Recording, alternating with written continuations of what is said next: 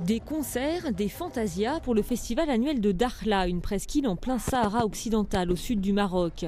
Avec ses plages de sable blanc et son climat tempéré, la ville est déjà réputée comme l'un des meilleurs spots de glisse au monde. Et chaque année, les touristes y viennent plus nombreux.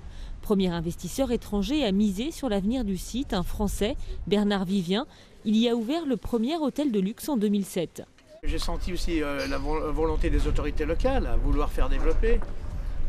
J'ai senti également le grand potentiel. Bon, il y avait déjà le développement du kitesurf, etc. Pour vous dire franchement, d'ici à 10 ans, ça sera vraiment une station balnéaire digne de ce nom. Les investisseurs étrangers bénéficient d'un prix au mètre carré très attractif et leur chiffre d'affaires n'est pas taxé. Il faut dire qu'ici, la création de richesse est un enjeu politique de taille. Annexé par le Maroc en 1975, le Sahara occidental reste disputé par les indépendantistes du Front Polisario. Un cessez-le-feu est en vigueur depuis 1991 et face à l'enlisement des négociations internationales, le Maroc mise sur l'économie. Quand le Maroc a récupéré ses provinces de manière légitime, le combat c'était leur développement pour qu'ils puissent atteindre le niveau semblable à celui des provinces du nord du royaume. Je pense que nous avons réussi cette mission. Il y avait des mécanismes de soutien à la population, bien entendu, ce n'est secret pour personne. C'est une population qui était délaissée complètement, qui n'avait pas la formation adéquate pour accéder au marché du travail, qu'il fallait instruire, former et aider.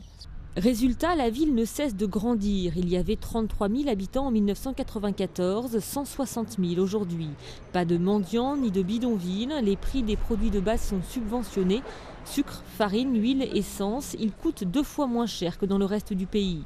Autant d'avantages qui encouragent de nombreux Marocains du Nord, comme Abdeslam, à venir s'installer à Dakhla. Je suis venu ici pour travailler. Il y a plus de travail ici que dans le reste du Maroc, que dans le nord. J'ai trouvé beaucoup de facilités ici, c'est mieux équipé, il y a tout. L'eau, l'électricité. Grâce à Dieu, je travaille, tout va bien. La stabilité et le développement économique du Sahara a un coût. Selon l'économiste Fouad Abdelmoumni, le Maroc y consacrerait 750 millions de dollars par an, à quoi s'ajoute 1 milliard de dollars de dépenses militaires destinées aux 200 000 hommes qui sont stationnés en permanence dans la région.